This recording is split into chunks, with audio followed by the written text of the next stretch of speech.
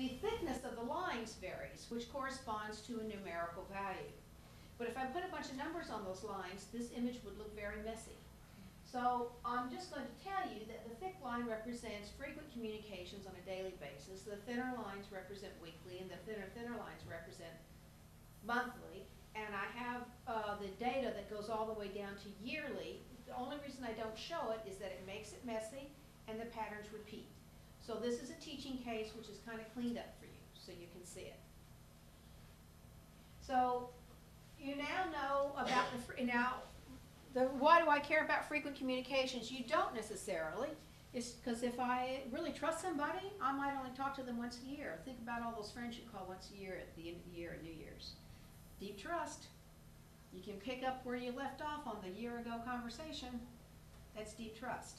So it's not necessarily about recent trust. It could be infrequent trust, but I'm just showing you the frequent trust because generally when organizations embark on a path of change, they're scrambling to create new relationships so that they know how to CYA and what are the things that they need to do.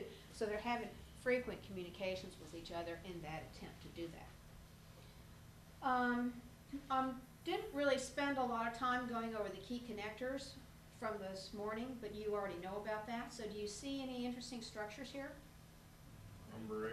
Number 8. What's 8 called? Remember? Close. Hub. Hub has the highest number of direct ties.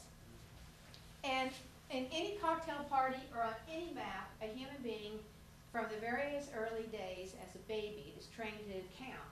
So humans can almost see hubs without any training at all, because that's what we're seeing. We're counting the number of interconnections.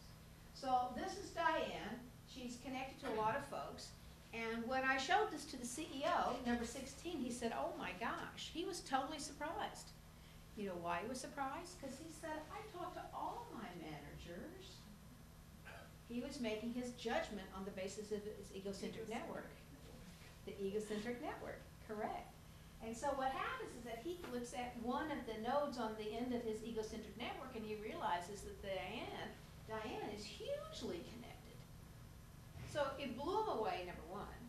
And I said, well, I need to tell you something about Diane, though. And he said, well, let me tell you about Diane. She's fabulous. We do really great. We've got all these awards.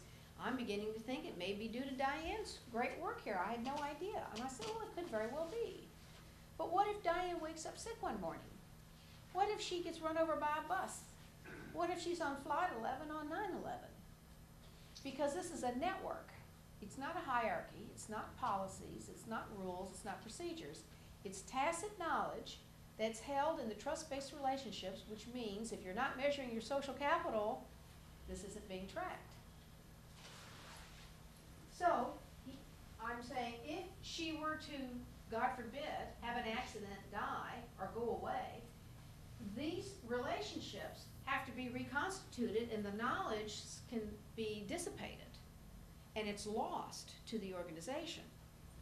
What happens if she gets betrayed by one of her colleagues? She can cut that whole limb off. She certainly can. She can poison it. That's what a hub can do. So I'm not saying that this is good or bad. I'm trying to get you to flip your thinking and to think both the positive and the negative of this and the unintended consequences of what it means to be a hub, and also for sure the unintended consequences if you don't measure this, because you would never see this. So that's point number 1.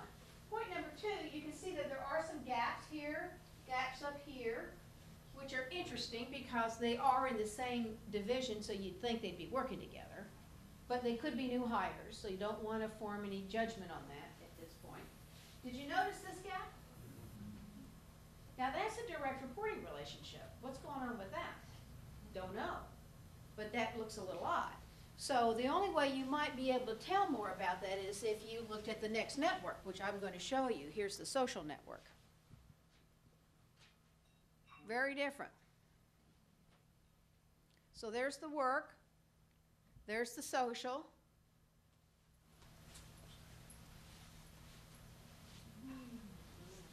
Now, what's the social network? Who do you hang out with? Who do you just, water cooler phenomena, hang out and talk to somebody having coffee, that kind of thing. So this is what I call work light. It's like, like Coke Light, just it's casual. So, number one, these two are connected. This is a good sign. If they're connected informally, that means that maybe they are new hires or they haven't gotten to know each other or haven't worked out their working relationship yet, but they at least know each other because they're connected on the social network. Same goes for up there too. Do you see this? Exactly. Now you know you've got a finding there because it's occurred on two different networks. And you should really be seeing something that's connecting them here. 4 and 5 also don't connect. 4 and 5 don't either. That is correct. What happened to Diane? I bet I know. She's so busy spending 14-hour days. She has no time to socialize. Exactly. She has no time to socialize. And it's not that she's got to, it's not that she has to socialize. Listen, I go to work. I just want to work and I want to go home and I want to hang out with my other friends. There's no crime in that. I'm just saying that, in fact, what I did is that when I saw that she was a hub in the workplace, I actually went to interview her and I said, hey, Diane, I didn't let her know she was a hub. She didn't know. And I said, Diane, I'm just interviewing everybody here. Can you tell me about, what do you think about the work and blah, blah, blah. She says, well, I love my work. I totally love it. She said, but I'm a little tired. How can you be a hub and not know that you're a hub? You would be, they're so busy. Connected. They don't realize it. Maybe she gets her socialization during her work, She so could. she has a chance to contact Yeah. everybody, that I she think doesn't that- need to do extra work socialization. I can kind of relate to this because part of my work is connecting with people all the time, and then I decompress when I get on a plane. So I want to go home, open a bottle of wine, turn on Jerry Seinfeld or something, put my feet up, and I don't want to talk to anybody.